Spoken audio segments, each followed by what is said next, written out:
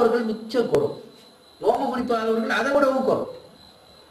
ஆனால் ஜக்காத்து கொடுக்காதவர்கள் அதிகம்.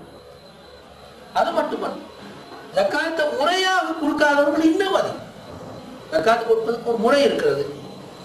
அதை நிறுவன ரீதியாக கொடுக்க வேண்டும், உரிய முறையில் கணக்கு பார்த்து கொடுக்க வேண்டும். ஜக்காத்து கொடுப்பதற்கு ஒரு மெத்தட் அல்லாஹ் சொல்லியிருக்கிறார், ரசூலுல்லாஹி ஸல்லல்லாஹு அலைஹி வஸல்லம் காட்டி தந்திருக்கிறார். அது முறையாக கொடுப்பவர்களும் சரி, முறையாக கொடுப்பவர்கள் பார்த்து அவர்களும் குறைவாக தான் இருப்பாங்க. எனவே ஜக்காத்து கொடுக்காத பண்பு எங்களுடைய சமூகத்தில் ஓரளவு நேரம் மிச்சம் கூடவோ தெரியும். எங்களுடைய அவ்வளவு கிராமங்களை, நூற்றுக்கணக்கான கிராமங்கள் இலங்கை முழுக்க தேடி பார்த்தால் ஜக்காத் நிறுவனம் உள்ள கிராமங்களை விரல் விட்டு எண்ணி விடலாம். 10-20 அதுக்கு மேல இருக்கு. சின்னூறு வீதம் கிராமங்கள்ல தான் ஜக்காத் நிறுவனங்கள். அதிகமான கிராமங்கள்ல ஜக்காத் நிறுவனத்தையே காண முடியாது. எனவே இந்த ஹதீஸ் சொல்ற கருத்தை பற்றி நாங்கள் யோசிக்க வேண்டி இருக்கிறது. இரண்டாவது, இந்த ஹதீஸ்க்கு நாங்கள் நன்மையை ஏவி தீமையை தடுத்தல் என்ற பண்பு அதை விடவும் ஜக்காத்து கொடுக்கிறதை விடவும் குறைவு, ஜக்காத் கொடுக்காமல் இருப்பதை விடவும் குறைவாகத்தான் இருக்கிறது. இந்த நன்மையை ஒரு விஷயம், தீமையை தடுக்கிற விஷயம், நன்மைகள் சமூகத்தில் வளர்வதற்காக உழைப்பது பாடுபடுகின்ற விஷயம் மிகவும் குறைவாகத்தான் எங்களுடைய சமூகத்தில் இருக்கு. எனவே தண்டனைகள் வருவதற்கு சந்தர்ப்பம் இருக்கிறது என்பதனை இதன் ஊடாக நாங்கள் புரிந்து அல்லாஹ் தஆலா சூரத்து அன்ஃபால் என்ற சூறால இந்த கருத்தை விளங்கப்படுத்தும் போது ஒரு முக்கியமான கருத்தை சொல்றார். அல்லாஹ் சொல்லி காட்டுகிறார்,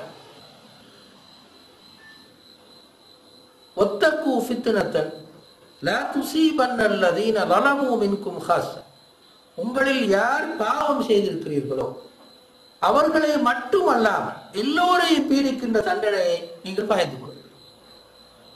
உங்களில் தீமை செய்தவர்கள் கொஞ்சம் பேர், ஒரு குறிப்பிட்ட ஒரு குரூப், அவர்களை மட்டுமல்ல அல்லாஹ்வுடைய தண்டனை பீடிக்கும், எல்லோரையும் பீடிக்கின்ற தண்டனையை நீங்கள் பயந்து கொள்ளுங்கள் என்று அல்லாஹ் தஆலா சூரத்துல் அன்ஃபால் இறுதி பகுதியில்.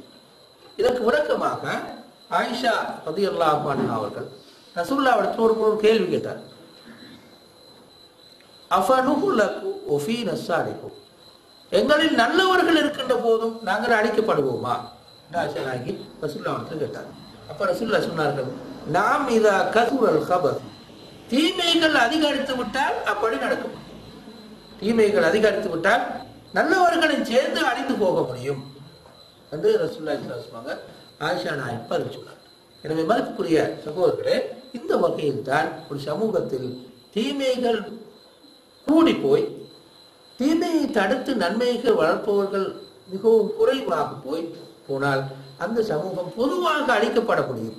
ஆனால் அந்த சமூகத்துக்கான அழிவுகள் அடிக்கடி தோன்ற முடியும், அடிக்கடி வர முடியும் என்ற உண்மையை நாங்கள் அந்த ஆயத்தின் ஊடாக விளங்கி இறுதியாக இன்னொரு விஷயத்தை சொல்லுவோம்.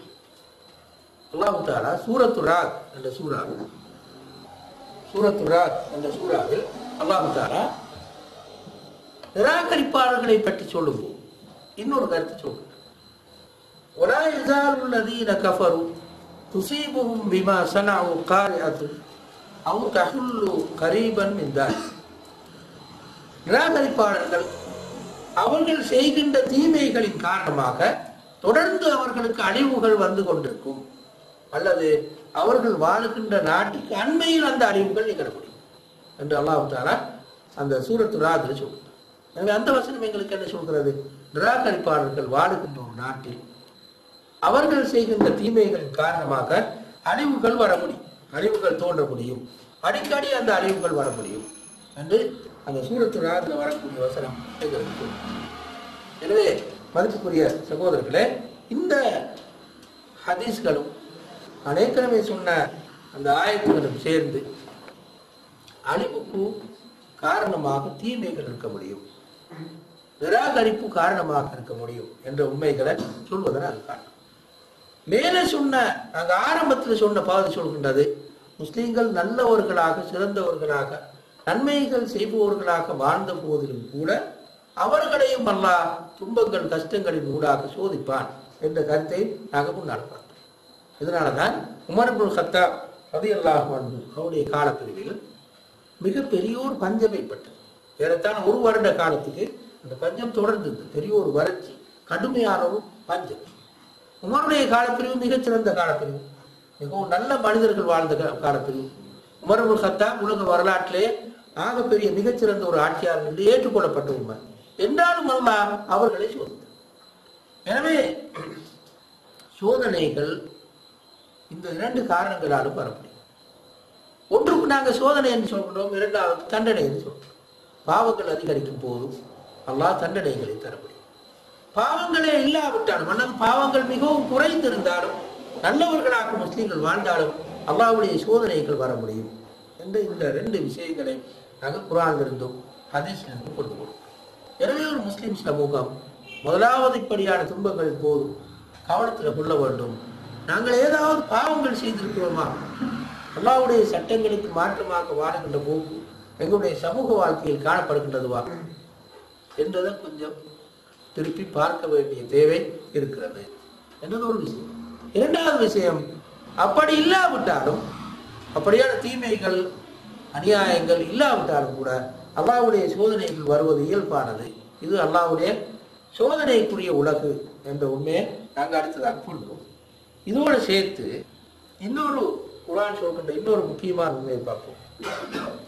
தண்டனை என்று வந்தால், அதாவது நாங்கள் ஏற்கனவே பார்த்தது போன்று பாவங்கள் செய்வதன் காரணமாக தண்டனை என்று வந்தாலும் அந்த முஸ்லிம்களை பொறுத்தவரையில் அந்த தண்டனை அல்லாஹ்வின் பக்கம் அவர்களை திருப்பக்கூடிய சோதனையாக அமையும்.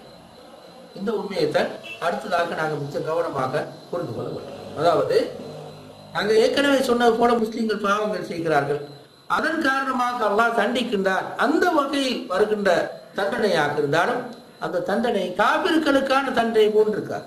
முஸ்லீம்களை பொறுத்தவரை முஸ்லீம்களை அல்லாஹ்வின் பால் கொண்டு செல்கின்ற சோதனையாக அந்த தண்டனைகள் அமைந்து விடக்கூடும் என்றும் அல்லாஹ் தஆலா குர்ஆனை சொல்லி காட்டுகிறார். உதாரணமாக சூரத்துல் ஆராஃப்ல பனு இஸ்ராயீல் என்ற சமூகத்தை பற்றி அல்லாஹ் சொல்லும் போது, பனு இஸ்ராயீல் ஒரு முஸ்லீம் சமூகம். அந்த அந்த காலப்பிரிவுல ஃபிரௌனுக்கு கீழே வாழ்ந்தார்கள். ஆனால் அவர்கள் முஸ்லீமாக இருந்தாலும் நிறைய குற்றங்களும் பாவங்களும் செய்து வாழ்ந்தார்கள். அந்த வழியில மூசா அலைஹிஸ்ஸலாம் தூதராக வந்தார். அதை சொல்லும் போது அல்லாஹ் சொல்கின்ற வசனம் பாருங்க, யுகத்திலூன அபுனாஅக்கும் வயஸ்தஹ்யூன நிசா. ஃபிரௌன் உங்களுடைய பிள்ளைகளை கொலை செய்து பெண்களை மட்டும் உயிரோடு வைத்திருக்கிறான். நீங்கள் இந்த ஃபிரௌனுக்கு அடிமையாக வாழக்கூடிய நிலைமை தோன்றி இருக்கிறது. இதற்கான காரணம் என்னது? அவர்கள் செய்த நிறைய தீமை. பனு இஸ்ராயீல் இந்த சமூகம் செய்த நிறைய தீமைகள் தான் காரணம். ஆனால் அல்லாஹ் அதை எப்படி சொல்றாருன்னா, ஒஃபீ தாலிக்கும், அதில் அந்த குறிப்பிட்ட ஃபிரௌனை கொலை செய்வது, பெண்களை மட்டும் வைத்திருப்பது, சிறு பிள்ளைகளை கொண்டு ஒழிப்பது, இதுக்கு என்ன காரணம்? அதுல உங்களுக்கு ஒஃபீ தாலிக்கும், அதில் உங்களுக்கு பலாஉம் மிர் ரப்பிக்கும், அவை உங்களுடைய இரட்சகனிடமிருந்து வந்திருக்கின்ற மிகப்பெரிய சோதனையாக அது இருக்கு. அல்லாஹ் தண்டனையையும் சோதனையும் சொல்லுங்க. ஒஃபீ தாலிக்கும் பலாஉம் மிர் ரப்பிக்கும் அவை, இது உங்களுடைய இரட்சகனிடமிருந்து உங்களுக்கு வந்திருக்கின்ற மிகப்பெரிய சோதனையாக அமைந்திருக்கின்றது என்று அல்லாஹ் தஆலா தண்டனையையும் சோதனை என்று சொல்றார். எனவே மதிப்புக்குரிய சகோதரர்களே, ஒரு முஸ்லிமுடைய வாழ்க்கையில் தண்டனை என்ற வகையில் இப்படியான துன்பங்களும் கஷ்டங்களும் வந்தாலும் நாங்கள் அதனை சோதனையாக பார்த்து பழகிக் கொள்ள வேண்டும். இது நாங்கள் செய்த பாவத்தின் காரணமாக, நாங்கள் செய்த குற்றங்களின் காரணமாக அல்லாஹ் எங்களை தண்டித்திருக்கிறார். எதற்காக தண்டித்திருக்கிறார்? திருப்பி அல்லாஹ்விடத்தில் செல்வதற்காக தண்டித்திருக்கிறார். எனவே இது உண்மையில் அல்லாஹ்வுடைய தண்டனை என்று பார்ப்பதனை விட அல்லாஹ்வுடைய சோதனையாக அமைந்திருக்கின்றது. எப்படியான சோதனை? திருப்பி அல்லாஹ்விடத்திலே நான் திரும்பி செல்கின்றேனா, இந்த குறிப்பிட்ட தண்டனைகளின் ஊடாக அவற்றை அல்லாஹ்வை உணர்ந்து நான் அல்லாஹ்விடத்தில் திரும்பி செல்கின்றேனா என்று பரிசோதிப்பதாக அமைந்திருக்கின்றது என்பதனை இந்த பனு இஸ்ரவேலர்களோடு சம்பந்தப்பட்ட இந்த வசனம் எங்களுக்கு காட்டுகிறது. இனி நாங்க அடுத்த பாதிக்கு வரும். அதாவது நாங்க பார்த்த இந்த ரெண்டு கண்ணோட்டங்கள் தான் ஒரு முஸ்லிமை பொறுத்தவரை இப்படியான துன்பங்களின் போது, வெள்ளப்பெருக்கின் போது, புயலின் போது, சுனாமியின் போது, பெரிய பெரிய யுத்தங்களின் போது, இப்படியான சோதனைகளின் போதும் இந்த ரெண்டு கண்ணோட்டங்கள் தான் ஒரு முஸ்லிமுக்கு. நான் என்ன பாவங்களை செஞ்சிட்டேன், நான் எப்படி திருந்திக் கொள்ளணும் என்று யோசிக்கிறது. இரண்டாவது, அப்படி பாவ செயல்கள் இல்லாவிட்டாலும் அல்லாஹ் தஆலா என்னை சோதிப்பதற்காகத்தான் வீட்டை தந்திருக்கிறான். எனவே நான் பொறுமையாக இருந்து கொள்ள வேண்டும். அப்படி நான் பொறுமையாக இருந்தால் அல்லாஹ் தஆலா அதற்கு தருகின்ற பரிசு நான் நினைத்து பார்க்காத மிகப்பெரிய பரிசாக இருக்கிறது. உலாய்க அலைஹிம் ஸலவாத்தும் மிர் ரப்பிஹிம் என்ற அந்த மிகப்பெரிய பரிசாக இருக்கிறது என்றுதான் ஒரு முஸ்லிம் பாட்டம். இந்த இரண்டு வகையான கண்ணோட்டம் தான் ஒரு முஸ்லிம் இடத்தில் இருக்கும். இரண்டாவது பாதிக்கு நாங்கள் வந்தால், ஒரு முஸ்லிமை பொறுத்தவரையில் அவன் எவ்வாறு நடந்து கொள்ள வேண்டும், இப்படியான துன்பங்கள், கஷ்டங்கள், பிரச்சனைகளின் போது எவ்வாறு அந்த முஸ்லீம் நடந்து கொள்ள வேண்டும். ரசூலுல்லாஹ் ஸல்லல்லாஹு அலைஹி வஸல்லம் முதலாவது சொன்ன கருத்து தான், இப்படியான பிரச்சனைகளின் போது ஒரு முஸ்லீம் அடுத்த முஸ்லிமுக்கு உதவுவது சதக்கா என்ற சுன்னத்து மட்டுமல்ல, அது வாஜிபாக அமையும், கடமையாக அமையும் என்று ஸல்லல்லாஹு அலைஹி வஸல்லம் தெளிவாக பல இடங்களில் சொல்லியிருக்கிறார். அது இப்ப எல்லா இடங்களையும் மட்டும் பார்க்கறது கஷ்டப்பட்டதுனால ஒரு ரெண்டு இடங்களை மட்டும் நாங்கள் பார்ப்போம். பாருங்க, ஒரு நீண்ட ஹதீஸ்ல ஒரு பகுதி இது, அல் முஸ்லிமு அஹுல் முஸ்லிம், ஒரு முஸ்லிம் அடுத்த முஸ்லிமின் சகோதரர். லா யظلمஹு வலா யுஸ்லிமுஹு, அவன் அவனுக்கு அநியாயம் செய்ய மாட்டான். வலா யுஸ்லிமுஹு, கைவிடவும் மாட்டான். ஒரு முஸ்லிம் அடுத்த முஸ்லிமுடைய சகோதரர், சகோதரனுக்கு செய்ய வேண்டிய கடமை பிரதானமாக ரெண்டு. ஒன்று, அவனுக்கு எந்த அநியாயமும் செய்யக்கூடாது. இரண்டாவது, அவனை துன்பங்கள், கஷ்டங்கள், பிரச்சனைகளின் போது கைவிட்டு விடக்கூடாது. இது அவனுக்கு அவன் ஒரு முஸ்லிம் அடுத்த முஸ்லிமுக்கு செய்ய வேண்டிய சகோதரத்துவ கடமையாக இருக்கு. ஒரு முஸ்லிம் துன்பத்திலும் கஷ்டத்திலும் மாட்டிக்கொள்ளும் போது, பிரச்சனைகளுக்குள்ளால் விழுந்து விடும் போது அடுத்த முஸ்லிம் பாராமுகமாக அவனை பார்க்காமல், கவனிக்காமல், கை கொடுக்காமல் போனால் கைவிட்டதாக கருத்து, அவனை கைவிட்டதாகத்தான். அதாவது அவ்வாறு கைவிடுதல் கூடாது என்று சொன்னா இங்கே சொல்றார். அவ்வாறு கைவிடுவது ஒரு ஹராமான விஷயம். ஒரு முஸ்லிமுக்கு அநியாயம் செய்யக்கூடாது. ராயமுலிமுகு அநியாயம் செய்ய எப்படியானது? ஹராமான. ஒரு முஸ்லிமுக்கு அநியாயம் செய்வது ஹராமான. அதே வசன தொடர்ந்து சொல்கிறார்கள், ஒடா யுஸ்லிமுகு, கைவிடவும் மாட்டான், அநியாயம் செய்யவும் மாட்டான், துன்பங்கள் கஷ்டங்களின் போது கைவிடவும் மாட்டான் என்று ஸல்லல்லாஹு அலைஹி வஸல்லம் அவர்கள் அடுத்த முஸ்லிமை துன்பங்கள் கஷ்டங்களின் போது கைவிடாமல் உதவி செய்வது ஒரு முஸ்லிமுடைய பொறுப்பு, கடமையாக அமைக்கிறது என்று ஸல்லல்லாஹு அலைஹி வஸல்லம் அவர்கள் இங்கே சொல்லியிருக்கிறார். இந்த கருத்தை காட்டுகின்ற ஹதீஸ்கள் நிறைய இருக்கின்றன. நாங்கள் அடுத்த பகுதிக்கு வருவோம். ரசூலுல்லாஹ் ஸல்லல்லாஹு அலைஹி வஸல்லம் அவர்கள் ஒரு மனிதர் வந்து, யா ரசூலுல்லாஹ் மா அஹப்புல் அமாலி இலல்லாஹ், அல்லாஹ்விடத்திலேயே மிகவும் விருப்பமான மனிதர் யார் என்று கேட்டார். மன் அஹப்புன் நாஸி இலல்லாஹ், அல்லாஹ்விடத்தில் ஆக விருப்பமான மனிதர் யார்? ரசூலுல்லாஹ்விடத்தில் ஒரு மனிதர் கேட்டார். அப்ப ரசூலுல்லாஹ் என்ன பதில் சொன்னார்கள்? அஹப்புன் நாஸி இலல்லாஹ் அன்ஃபஉஹும் லின்னாஸ், மனிதர்களே அல்லாஹ்விடத்தில் மிகவும் அன்புக்குரியவன், மனிதர்களுக்கு பிரயோசனமான அன்ஃபஉன் நாஸ், அடுத்த மனிதர்களுக்கு மிகவும் பிரயோசனமாக இருக்கின்ற மனிதர் தான் மனிதர்களிடத்திலே அல்லாஹ்வுக்கு மிச்சம் விருப்பமான மனிதர். ரசூலுல்லாஹ் இப்படி பதில் சொல்றார், அல்லாஹ்வை மிகவும் வணங்கி கொண்டிருப்பவன் தான் அல்லாஹ்வுக்கு மிச்சம் நெருக்கமானவன், அன்புக்குரியவன். மாற்றமாக சொன்னார்கள், அன்ஃபஉஹும் லின்னாஸ், மனிதர்களுக்கு பிரயோசனமாக இருப்போம், ஏதாவது உதவிகள் செய்வோம், உபகாரங்கள் செய்வோம், இந்த மனிதன் தான் அல்லாஹ்வுக்கு மிகவும் நெருக்கமான, மிச்சம் விருப்பமான. எப்படி அது?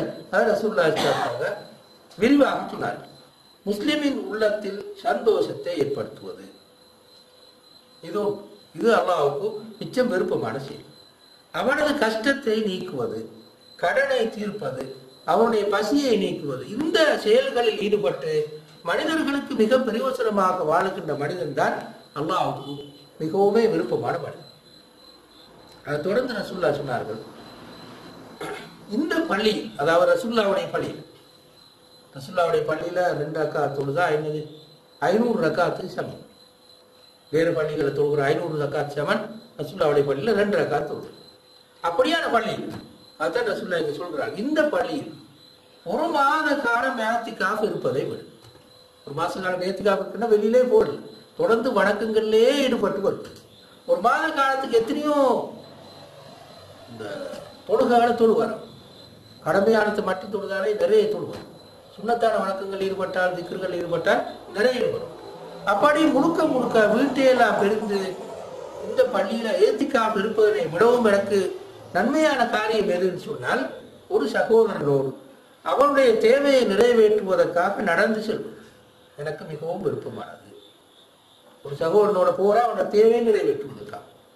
இது ஒரு மாத காலம் ரசூலுல்லாஹ்வுடைய பள்ளியில் ஏத்திக்காக இருப்பதனை விடவும் சிறப்பு. இதை விட கூடுதலாக சொல்றதுக்கு ஒன்றுமே இல்லை. அவ்வளவு தூரம் கூட ரசூலுல்லாஹி ஸல்லல்லாஹு அலைஹி இங்க சொல்லியிருக்கிறார். எனவே பள்ளிகளில் ஏத்திக்காக இருப்பதனை விடவும் முஸ்லிம்கள் பாதிக்கப்பட்ட பகுதிகளுக்கு போய் அவர்களுக்கு உதவி செய்வது, பள்ளியில் ஒரு மாத காலம் ஏத்திக்காக இருப்பதை விட சிறப்பு. மஸ்ஜிது நபவியில் ஏத்திக்காக இருப்பதை விட இந்த பள்ளிகளை சொல்ல வேண்டிய அவசியம். இப்போ ஆயிரக்கணக்கில் வந்துருவாங்க. ஒரு மாதம் அல்ல, எத்தனையோ மாதங்கள் இருக்க வேண்டி வரும் இந்த பள்ளியில் இருக்கிறதாக. எனவே அந்த வகையில ஒரு முஸ்லிமுடைய தேவையை நிறைவேற்றுவதற்காக அவனோடு நடந்து செல்வது இவ்வளவு பெரிய ஒரு இபாதத்தாக மாறும். இஅ்திகாஃப் ஒரு மாதம் இருக்கின்ற பெரிய ஒரு இபாதத்தை விடவும் ஆகப்பெரிய இபாதத் தான் ஒரு முஸ்லிமுடைய தேவையை நிறைவேற்றுவதற்காக அவனோடு நடந்து செல்வது என்று ஸல்லல்லாஹு அலைஹி வஸல்லம் அவர்கள் இங்கே சொன்னார்கள். எனவே மதிப்புக்குரிய சகோதரர்களே, இரண்டு வகையில் நாங்கள் இந்த கருத்தை பார்க்கிறோம். ஒன்று, ஒரு முஸ்லிமை கைவிடாமல் அவனுக்கு உதவி செய்வது கடமை, அடுத்த முஸ்லிமுடைய கடமை. இரண்டாவது, ஒரு முஸ்லிமுக்கு உதவி செய்வது இவ்வளவு பெரிய நன்மை, இவ்வளவு பாரிய நன்மையை அது எங்களுக்கு தேடித்தரும். கொஞ்சம் உதவி செய்தாலும் கூட இவ்வளவு பாரிய நன்மையை எங்களுக்கு தேடித்தரும். ஒரு தேவையை நிறைவேற்ற அவன் நடந்து போயிட்டு வர, அவ்வளவு காசு கொடுக்கவும் இல்லை, ஒன்றுமே. அவனுடைய தேவையை நிறைவேற்றுவதற்காக கொஞ்சம் நடந்து போயிட்டு வருவதுவே இவ்வளவு பெரிய நன்மையாக இருந்தால், இதனை விடவும் கூடுதலாக உதவி செய்தால் அது எவ்வளவு பெரிய நன்மையை தரும் என்று சொல்லி நாங்கள் சொல்ல வேண்டிய அவசியம். அடுத்து நாங்கள் பார்ப்போம், இதுக்கு மாற்றமான நிலைக்கு நாங்கள் வரும். அதுக்கு மாற்றமான நிலைமைதான் ஒரு முஸ்லிமுக்கு பணத்தால் உதவி செய்ய வேண்டிய தேவை ஏற்படும் போது லோபத்தனம் காட்டும். இது ஒரு முஸ்லிமுடைய பண்பாக இருக்க முடியாது என்று ஸல்லல்லாஹு அலைஹி வஸல்லம் அவர்கள் நிறைய இடங்களில் சொல்லியிருக்கிறார். லோபத்தனத்தை பற்றி கண்டித்து வருகின்ற ஆயத்துக்களுக்கு கூட மிச்சம் அதிக குர்ஆன் யுஸு அம்மையில கூட நிறைய வசனங்கள் லோபத்தனம் எவ்வளவு தூரம் மோசமான ஒரு பண்புன்னு சொல்லி ஹதீஸ்களை நாங்கள் நிறைய காணி. உதாரணமாக பார்ப்போம், எவ்வளவு கடுமையாக ரசூலுல்லாஹ் சொன்னார்கள் என்றால், லா யஜ்தமிஉ ஷுஹ்ஹுன் வ ஈமானுன் ஃபீ கல்பி அப்தின் அபத். ஒரு நீண்ட ஹதீஸ்ல ஒரு பகுதி, ஒருபோதும் ஒரு அடியானின் உள்ளத்தில் ஈமானும் லோபத்தனமும் ஒன்றிணையாது. இந்த ரெண்டும் ஒன்று நீக்காது. ஒரு நாள் ஈமான் இருந்தால் லோபத்தனம் இருக்காது, லோபத்தனம் உள்ளத்தில் இருந்தால் ஈமான் இருக்காது. ரெண்டும் ஒரு நாளும் ஒரு முஸ்லிமுடைய உள்ளத்தில் ஒன்றாக அபத ஒருபோதும் லா யஜ்தமிஉ ஈமானுன் வ ஷுஹ்ஹுன் ஃபீ கல்பி அப்தின் அபத். ஒரு அடியாரின் உள்ளத்தில் ஒருபோதும் லோபத்தனமும் ஈமானும் ஒன்றிணைந்து இருக்காது. இப்ப ஈமான் இருந்தால் கண்டிப்பாக ஒரு முஸ்லிம் லோபியாக இருப்பான். லோபியாக ஒரு மனிதன் இருக்கிறதாக இருந்தால் அவனுடைய ஈமான் மிகப்பெரிய ஒரு குறைபாடு இருக்கு. சில நேரம் ஈமானே இல்லையே ஒன்று யோசிக்கிற அளவுக்கு ஈமான் பெரிய ஒரு பாதிப்பை ஏற்படுத்தும் என்று ஸல்லல்லாஹு அலைஹி வஸல்லம் இந்த ஹதீஸ் சொன்னார். இதனை விடவும் கடுமையான இன்னொரு ஹதீஸ், இந்த ஹதீஸ் பாருங்க. அல்லாஹ் சுவர்க்கத்தை தன் கையால் படைத்தார். ஹலக்கல்லாஹுல் ஜன்னத பியதி, ஜன்னத் ஆதில் பியதி. அதில் என்ற சுவர்க்கத்தை அல்லாஹ் தஆலா தன் கையால் படைத்தார். பிறகு எப்படி எல்லாம் படைத்தான் என்றதை ரசூலுல்லாஹி ஸல்லல்லாஹு அலைஹி வஸல்லம் சொல்லி காட்டினார். பழங்களை தொங்க விட்டார், ஆறுகளை ஓட விட்டார். பின்னர் அதனை பார்த்து, அந்த சொர்க்கத்தை பார்த்து அல்லாஹ் பேசிவிட்டார். அப்போது சுவர்க்கம் சொன்னது, கத் அஃப்லஹல் முஃமினூன், மூமின்கள் வெற்றி பெற்றார்கள், அவர்கள் இந்த சொர்க்கத்துக்கு வந்து வெற்றி பெறுவார்கள். கத் அஃப்லஹல் முஃமினூன் என்று சொன்னார். அப்போது அல்லாஹ் சொன்னான், அப்போது அல்லாஹ் தஆலா சொன்னான், வஇஸ்ஸதி வ ஜலாலி, என்னுடைய கண்ணியத்தின் மீதும் மகிமையின் மீதும் சத்தியமாக, வஇஸ்ஸதி வ ஜலாலி லா யுஜாவிரு ஃபீகி பஹீல், ஒரு பஹீல், ஒரு லோபத்துடன் உள்ளவன் உன்னிடத்துல வந்து உட்கார், சொர்க்கத்துல வந்து உட்கார்ந்து எனது பக்கத்துல ஒரு நாளும் இருக்கக்கூடாது. சொர்க்கம் அல்லாஹ் பக்கத்துல இருக்கு.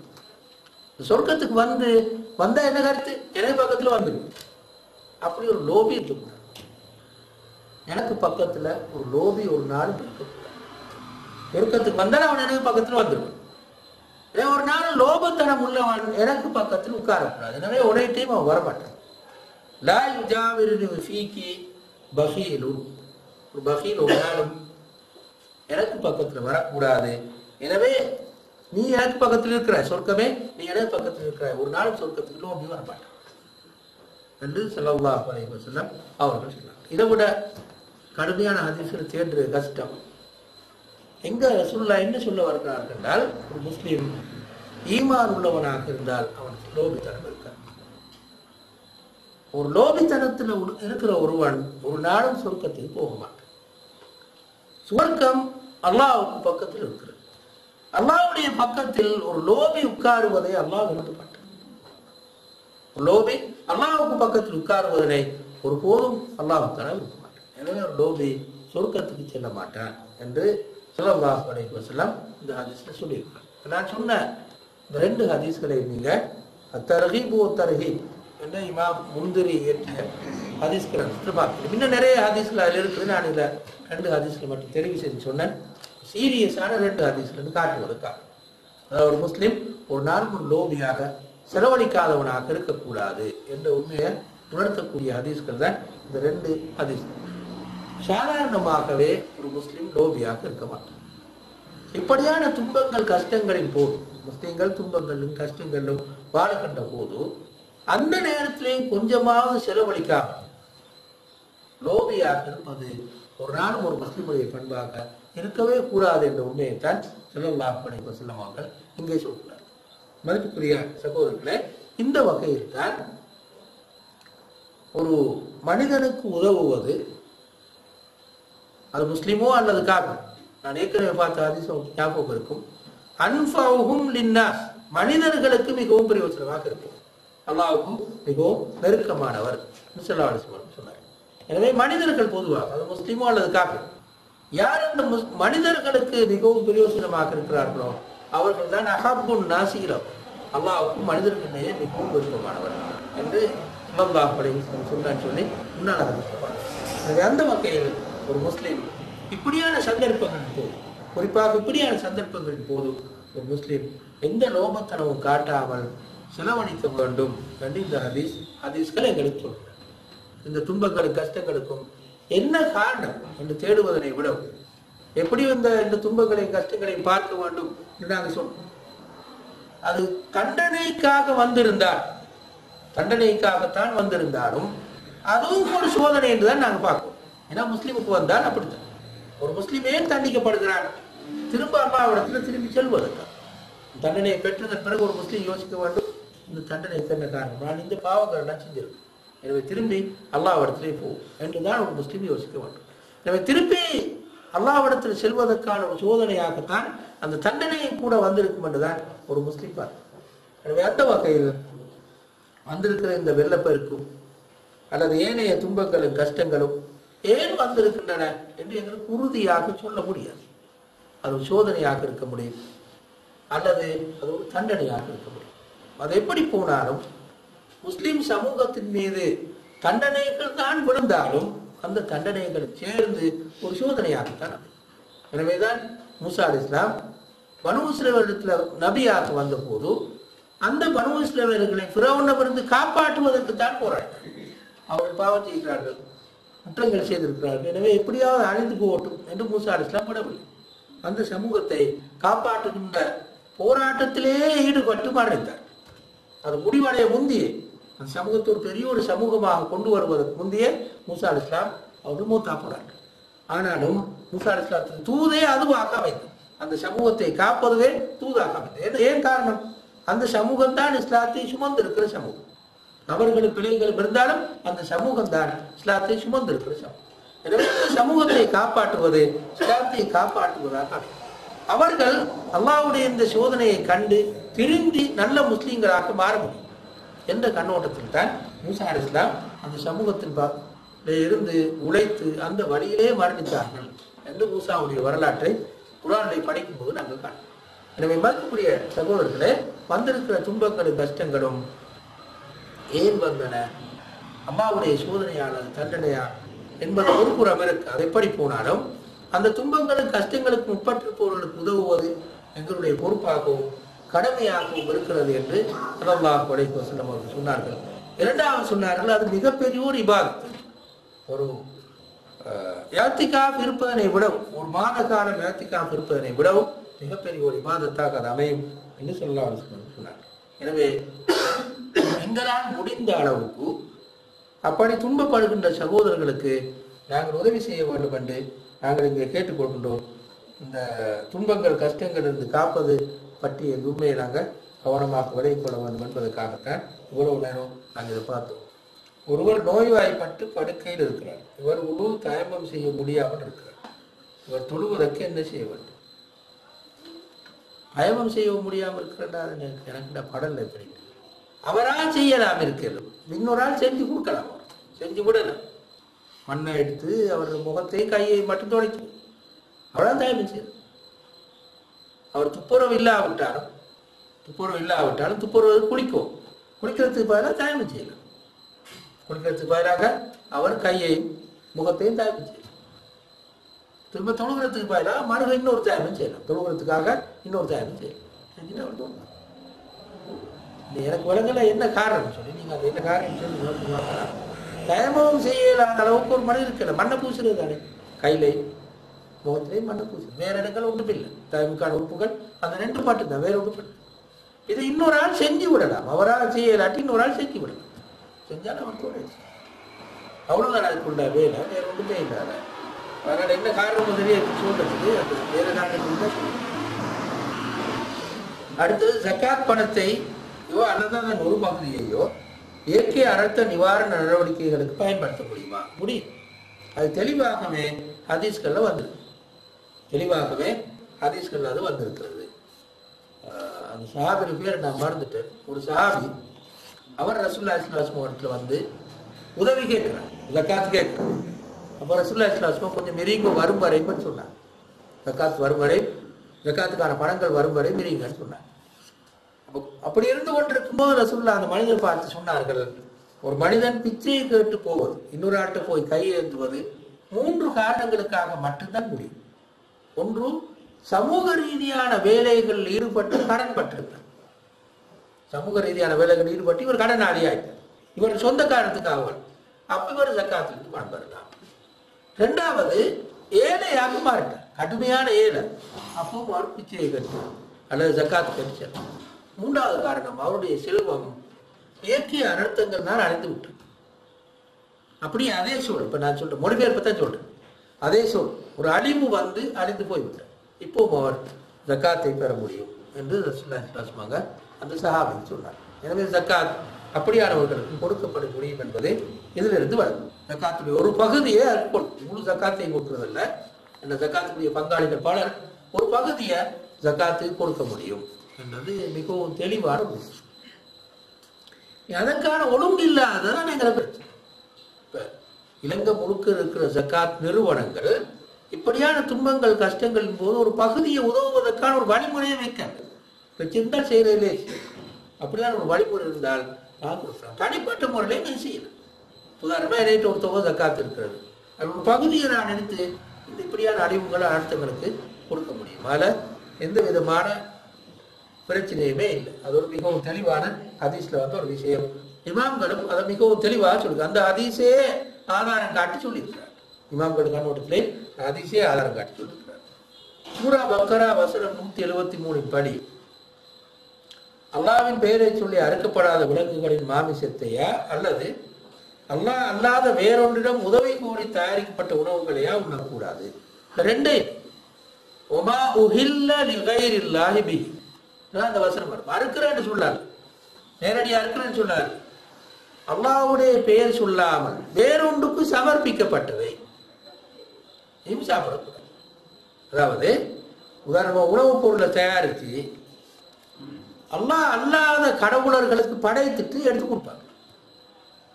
சிலைக்கு படைத்துட்டு எடுத்து கொடுப்பாங்க. இப்ப சாப்பிடக்கூடாது.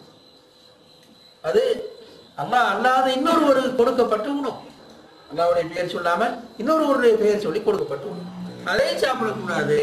அல்லாஹ்வுடைய பெயர் சொல்லாமல் அடுத்ததையும் சாப்பிடக்கூடாது. ரெண்டும் கூட, ரெண்டையும் சேர்த்துதான் அந்த வசனம். நியத்து கொண்ட சம்பிரதாயங்களில் பரிமாறப்படும் உணவுகள் பற்றிய நமது நிலைப்பாடு எவ்வாறு இருக்கும்? நியத்து கொண்ட சம்பிரதாயம் தெளிவு போதா? தெளிவாக சொல்லியிருந்தார் அண்ணம், நான் கொஞ்சம் தெளிவுபடுத்தி சொல்றேன். அதாண்டு நீங்க விலை கொடுக்கும். நியத்துனால் நேர்ச்சியை வைத்து அப்படி சொன்னால் பொருத்தமா இருக்கும். அல்லாஹ் அல்லாதவர்களுக்கு நேர்ச்சியை வைத்து உணவு படைத்தால் அதை சாப்பிடக்கூடாது. அல்லாஹ் அல்லாதவர்களுக்கு நேர்ச்சி. கரமொஹியத்தீன் அப்துல் கார்ஜில் என்ற பேர், ஜீரா என்ற பேருக்கு ஒரு ஆட்டை நேர்ந்து விட்டு, அது இன்னொரு அவளியான பேருக்கு ஒரு மாட்டை நேர்ந்து விட்டு, அல்லது உணவுகள் தயாரிக்கும் போது அந்த நீயத்தோடு தயாரிப்பது, அந்த நேர்ச்சியோடு செய்வது. செய்தால் இப்ப அந்த உணவை சாப்பிடக்கூடாது. அந்த கருத்து வேறுபாடு உண்டு. இவர் நேர்ச்சி அல்லாதவர்களும் பேச்சு உடல் இப்ப அதை சாப்பிடக்கூடாது. சும்மா கந்திரி கொண்டு கொடுத்தால் அப்ப பிரச்சனை. சில அந்த கந்திரி பிதுவத்தாய்க்கலும் சாப்பாடு பிதுவத்துன்னு ஒன்று வாருங்க சாப்பிடக்கூடாது. ஆனா நேர்ச்சியை வைத்ததாக இருந்தால் அப்ப சாப்பிடக்கூடாது. நேர்ச்சி வைத்ததாக இருந்தால் சாப்பிடக்கூடாது. உதாரணமா சத்தம் வைங்களேன். சத்தம் ஒரு பிதுவத்து. மூன்றாவது இரவா, 3வது 7வது இன்னும் எத்தனையாவது கடைசி 40வது வரும். அந்த நம்பர் படி ஓதுறது, அந்த நம்பரை போட்டு ஓதினால் இது பிதுவத்து. அது ரசூலுல்லாஹ்வுடைய காலத்தில் இருக்கு. ஆனா அந்த சாப்பிடணுமா சாப்பிடல. ஏன்னா நேர்ச்சி ஒன்றும் இல்லை அவர்கிட்ட. சும்மா ஓதி சாப்பாடு கொடுத்தாரு. அவரு குர்ஆன் ஓதி சாப்பாடு சாப்பிடலாம். ஆனா அந்த செயல் பிதுவத்தான். குறிப்பிட்ட செயல் பாவ காரியம். விதத்தின பாவம் தானே, அது ஒரு பாவ காரியம் என்று சந்தேகம். ஆனால் குறிப்பிட்ட சாப்பாடு ஹராமாக மாட்டார். என்ற ஹராம் சொல்றதுக்கு அதில் ஒன்றுமே ஹராமாக வைப்பண்டால் நேர்ச்சியை வைத்தார். இன்னொரு அவுளியாவின் பேர்ல அல்லது வேறொரு பேர்ல நேர்ச்சியை வைத்து அப்ப கொடுக்க போனால் இப்பதான் நான் சாப்பிடுவது ஹராமாக மாறும். ஆனால் நேர்ச்சியை வைக்காமல் சும்மா சாப்பாடு கொடுத்தால், ஏதோ ஒரு காரணத்தை சொல்லி சாப்பாடுகள் கொடுத்தால் வந்து சாப்பாடுகளை சாப்பிடுவது ஹராமாக மாட்டாது. ஆனால் குறிப்பிட்ட செயலை பொறுத்தவரையில சில வேலைகளில் இது அத்தாக இருக்க முடியும். செயலை பொறுத்த குறிப்பிட்ட செயல், உதாரணமா ரசூலுல்லாஹ்வுடைய காலத்தில் இருக்கல்ல, இவர் ஒரு வணக்கமாக நினைச்சு அதை செய்யறார். அப்போ அதுக்கு இது அத்தான். பாத்திமா நேர்ச்சியார் பேர்ல கொடுக்குற நீ, பாத்திமா நேர்ச்சியார் பேர்ல கொடுக்குற நீ, அது ஒரு அது நேர்ச்சியாக இருந்தால் சாப்பிடக்கூடாது. பாத்திமா நாயகின் மீது நேர்ச்சியை வைத்து கொடுக்குறார். அப்ப சாப்பிடக்கூடாது. பல கொடியை நேர்ந்து வச்சிடறாங்க. அப்ப அப்படி நேர்ச்சியை வைத்தால் அது ஷிர்காக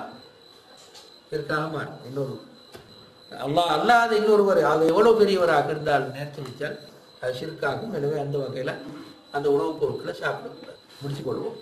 பாரக்கல்லாஹு